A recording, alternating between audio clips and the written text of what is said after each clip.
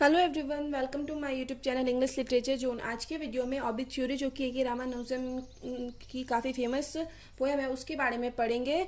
तो वीडियो शुरू करते हैं। वीडियो जो है काफ़ी इजी लैंग्वेज में होगा। वीडियो के थ्रू अगर आप लोग का हेल्प होता है, वीडियो आपके सिलेबस का है, तो प्लीज़ आप लोग वीडियो को लाइक करना, चैनल को सब्सक्राइब करना और कमेंट करके बताना वीडियो आपको कैसा लगा।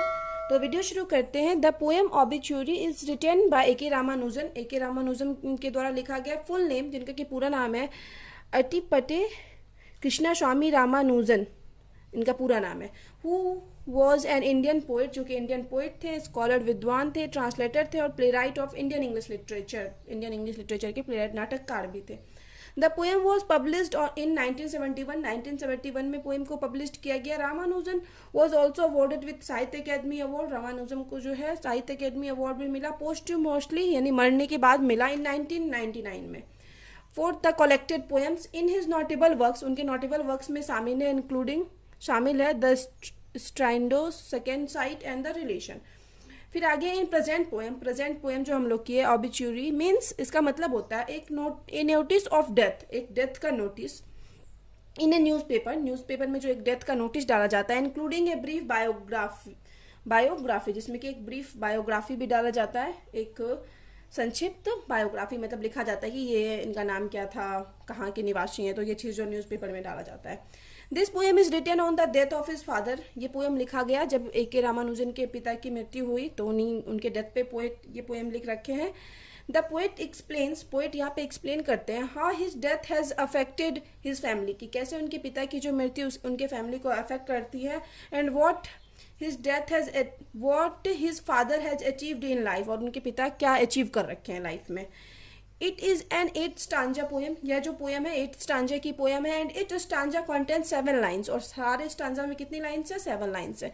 This lines do not follow a specific rhyme scheme, और ये जो लाइन्स है कोई भी स्पेसिफिक राइम स्कीम फॉलो नहीं करती है।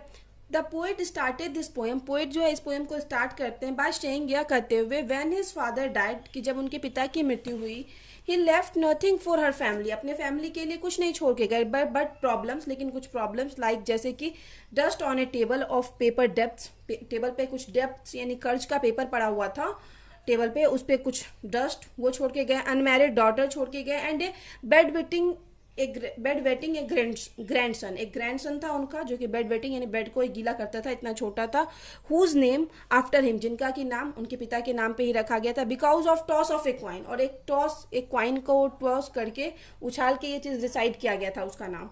द लाइन, सो लाइन दिखाता है द पोएट डिससेटिस्फैक्शन, पोएट के डिससेटिस्फैक्शन को विथ हिज फादर, जो कि उनके पिता से उनको थी। He does not seems to be sorrowful, वो मतलब दुख नहीं थे बिकॉज ऑफ डेथ की वजह से। The poet is more concern about the duties, poet बल्कि अपने ड्यूटीज के बारे में सोच रहे थे, ऑफ हिज फैमिली को लेके, विच ही हैज परफॉर्म, जो कि उनको परफॉर्म करना था। ही हैज टू पे द डेब्ट ऑफ हिज फादर, अपने पिता का जो भी कर्ज था वो उनको चुकाना था। He has to marry of his sister, उनको अपनी बहन की शादी करवानी थी, and also has to take care of a young child, और वो एक छोटा सा बच्चा था, who urinates in his bed, जो बेड को ही गीला करता था, तो उसकी भी देखभाल करनी थी। तो पोएट अपनी जिम्मेदारियों के बारे में सोच रहे हैं। This lines also show the culture of A typical Indian family, ये इंडियन फैमिली के कल्चर को दिखाता है, which is patriarchal in nature, जो कि नेचर में क्या है? पैट्रियार्कल है, पितृसत्तात्मक है। Neither the mother of the poet not his sister earning, ना तो पोएट की माँ अर्न कर रही है, कुछ कमा रही है, ना ही सिस्टर, ना ही उनके ऊपर प्रेशर आया। As the poet is now the eldest male, poet अपने घर के सबसे एल्डेस्ट मेल है इन द फैमिली के। All the duties are bestowed on him, तो सारा ड्यूटीज जो है उनको प्रदान कर दिया गया। The poet continues that, poet आगे कंटिन्यू करते हैं, that is father has left a house, कि पोएट एक घर छोड़, उनके पोएट जो के पिता जो है घर छोड़ के गए, that lean slowly through our growing year, जो कि झुकता जा रहा है साल के मतलब ग्रोइंग ईयर्स के साथ, on A bent coconut tree, एक कोकोनट ट्री पे, इन द यार्ड, आंगन में। द लाइन्स मीन्स, लाइन्स का अर्थ है that they have inherited a house, कि पोएट को जो है ना एक हाउस मिला है फ्रॉम हिज फादर, अपने पिता से, which is leaned on A coconut tree, जो कि एक कोकोनट ट्री से झुका हुआ है, एंड दस इन बैड कंडीशन, मतलब वो बुरे कंडीशन में है, घर भी। The poet calls his father, अपने पिता को बोलते हैं एज द बर्निंग टाइप बोलते हैं, इंडिकेटिंग दैट, जो कि दिखाता है ही वॉज ए बैड टेम्परमैन, कि वह बैड टेम्परमैन मैन यानी बहुत गुस्सा करते थे पोइट के पिता, and would never behave properly with him, और ना ही उसके साथ कभी अच्छे से बिहेव भी नहीं किए, और द अदर फैमिली मेम्बर्स, और ना ही दूसरे फैमिली मेम्बर्स के साथ। बींग हॉट टेम्पर्ड, और हॉट टेम्पर्ड होने के कारण ही बर्न प्रॉपरली एट द क्रिमिनेशन, उनका दाह संस्कार जो है आसानी से हो सका। हॉट टेम्पर यानी बहुत ज़्यादा गुस्सा वाले होने की वजह से। The lines continues from the previous one, अब यही लाइन आगे कंटिन्यू होती है।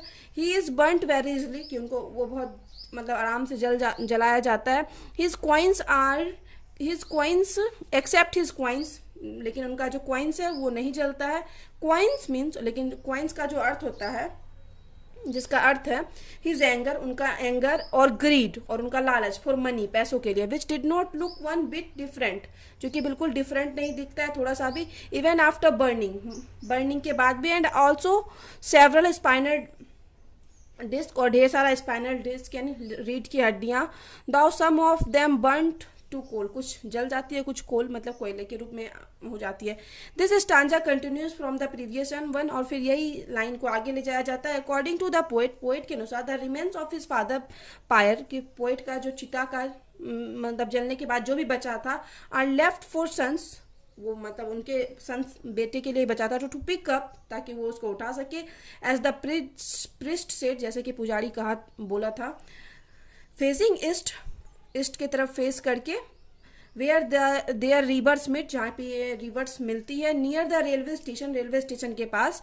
द लाइन दिखाता है दैट द प्रिस्ट, जो पुजारी है, फोर्सेस द सन, फोर्स करता है सन्स को, मतलब पोएट को, to perform the Hindu ritual, Hindu जो रिचुअल है उसको परफॉर्म करने का। The poet is in no way ready to do it, और पोएट जो है इस चीज़ को करने के लिए रेडी नहीं है। His father has no grave, मतलब उनके पिता को ग्रेव यानी दफनाया नहीं गया। एज हिज एसेज, उनका जो एसेज यानी राख था, एंड रिमेन्स, और जलने के बाद जो भी कुछ बचा था, are thrown in the river, उसको रिवर में फिकवा दिया गया, विथ हिज फुल नेम, उनके पूरे नेम के साथ। इन द फिफ्थ स्टांजा में पोएट कहते हैं that his father was born in the Brahmin family, कि इनके पिता का जो जन्म हुआ था ब्राह्मण फैमिली में हुआ था। इन हिंदुइज्म में the Brahmins are the worshipped, ब्राह्मण की पूजा की जाती है as the avatar of God, भगवान के अवतार के रूप में। हाउएवर, हालांकि द पोएट दिखाते हैं that his father took birth as a Brahmin, get his birth was ordinary, Brahmin में बर्थ होने के बाद भी उनका बर्थ जो है काफी ऑर्डनरी सामान्य था। एंड इवन हिज डेथ, और यहाँ तक कि उनका जो डेथ था वॉज नॉट बी कंट्रोल्ड, वो भी कंट्रोल नहीं किया जा सका। His father died in the market, उनके पिता की मृत्यु मार्केट में हो गई थी, ऑफ हार्ट फेलियर होने की वजह से, and he could not save himself, और वो खुद को बचा नहीं सके।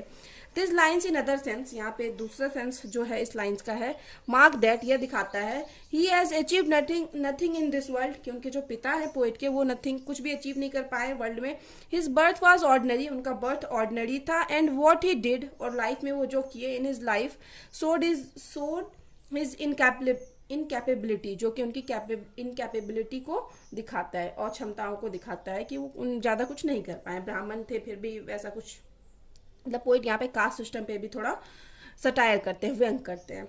इन द सिक्स स्टांजा में द पोएट देखते हैं that 2 lines were written, 2 line लिखा गया है, फॉर हिज फादर, उनके पिता के लिए, is an inside column of A Madras newspaper के एक कॉलम में उनके पिता के लिए 2 लाइन लिखा गया, which is sold by the kilo after 4 weeks, जिसको कि किलो के भाव में बेच दिया जाता है 4 वीक्स के बाद। जैसे नॉर्मली हम लोग यूज किया हुआ पेपर क्या करते हैं, न्यूज़पेपर बेच देते हैं ना, तो उसी तरह पोएट बोलते हैं कि मद्रास न्यूज़पेपर में जो भी ऑबिच्यूरी, एक न्यूज़पेपर में लेख जो छपा हुआ है, जो कि बाद में किलो के भाव में बिक जाएगा, of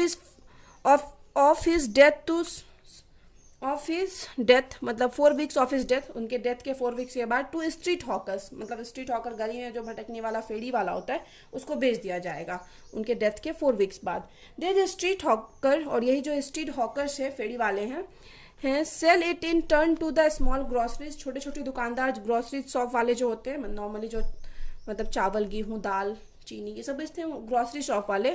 from this grocery shop को दे दिया जाएगा, और from this groceries the poet buy salt, जैसे कि पोएट जिन ग्रॉसरीज वालों से क्या खरीदते हैं, सॉल्ट खरीदते हैं, कोरिएंडर खरीदते हैं, जैगरी, जैगरी यानी शक्कर, गुड़ खरीदते हैं। इन न्यूज़पेपर, न्यूज़पेपर कौन विच ही रीड्स फॉर फन, और इसको कभी कभी पोएट फन के लिए भी पढ़ते भी है, मतलब नहीं नॉर्मली मोड़ के दे दिया जाता है कुछ भी खरीदा जाए तो न्यूज़पेपर में, तो वही पोएट बता रहे हैं कि वो मतलब न्यूज़पेपर बाद में इसी काम में आएगा। इन द लास्ट स्टांजा में पोएट कहते हैं that he began to buy more of things in the hope to finding this obituary lines. Poet कहते हैं क्या कि पोएट है ना अपने पास वाले ग्रॉसरी शॉप से और भी ज़्यादा सामान खरीदने लगे ताकि उनको वो ऑबिट्यूरी वाला लाइन्स मिल जाए, which they are written for his father, जो कि उनके पिता के लिए लिखा गया था। His father left for him a changed mother, एक चेंज्ड मदर उनके लिए छोड़ गए थे पोएट के लिए। चेंज्ड मदर मतलब माँ जो पहले बहुत खुश रहती थी, लेकिन पिता के जाने के बाद नो डाउट्स माँ सैड हो गई थी, उनके लाइफ में खुशी नहीं था, तो वहाँ पे एक चेंज्ड मदर छोड़ के गए थे पोएट के पिता उनके लिए। And more than one annual rituals, और 1 साल से अधिक से भी ज़्यादा रिचुअल्स छोड़ के गए थे, मतलब बहुत सारा मतलब परंपरा को फॉलो करना था, दाह संस्कार ये वो, तो ये 1 साल तक से भी ज़्यादा था। The poet is showing his dislikes, poet dislike दिखाते हैं फॉर द रिचुअल्स को लेके, परंपराओं को लेके, which is celebrated in the memory of his father, जो कि सेलिब्रेट किया जाता था उनके मतलब पिता के याद में, फॉर हिज पीस, और पीस के लिए।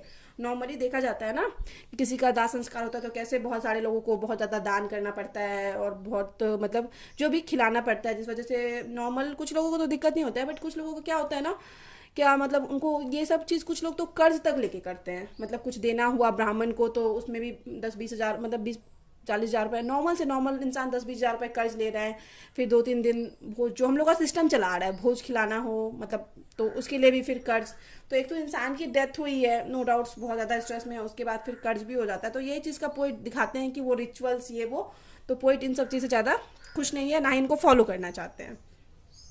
दस द पोएट सेज, पोएट इस प्रकार कहते हैं that his father achieve nothing in this world, कि उनके पिता इस वर्ल्ड में कुछ ज़्यादा अचीव नहीं कर पाए, except those 2 lines of obituary, except मतलब 2 ही लाइन जो ऑबिच्यूरी का उनको न्यूज़पेपर में मिला, और कुछ वैसा तो लाइफ में अचीव नहीं कर पाए, which they are return in the newspaper, जो कि न्यूज़पेपर में लिखा गया था, which he could never find out, जो कि पोएट को कभी मिला नहीं।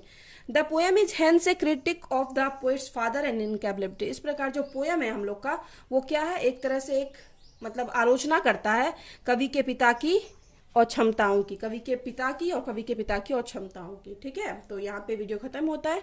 वीडियो अगर आप लोग के लिए हेल्पफुल है, वीडियो आपके सिलेबस का है, तो प्लीज़ आप लोग वीडियो को लाइक कीजिएगा, चैनल को सब्सक्राइब कीजिएगा और कमेंट करके बताइएगा वीडियो को कैसा लगा। और वीडियो का PDF चाहिए तो आप टेलीग्राम ज्वाइन कर सकते हो, और वीडियो से रिलेटेड कोई प्रॉब्लम है तो आप इंस्टाग्राम पे टेक्स्ट कर सकते हो। वीडियो मतलब टेलीग्राम का लिंक और इंस्टाग्राम का लिंक दोनों आपको इसी वीडियो के डिस्क्रिप्शन में मिल जाएगा। तो मिलते हैं नेक्स्ट वीडियो में नेक्स्ट टॉपिक के साथ।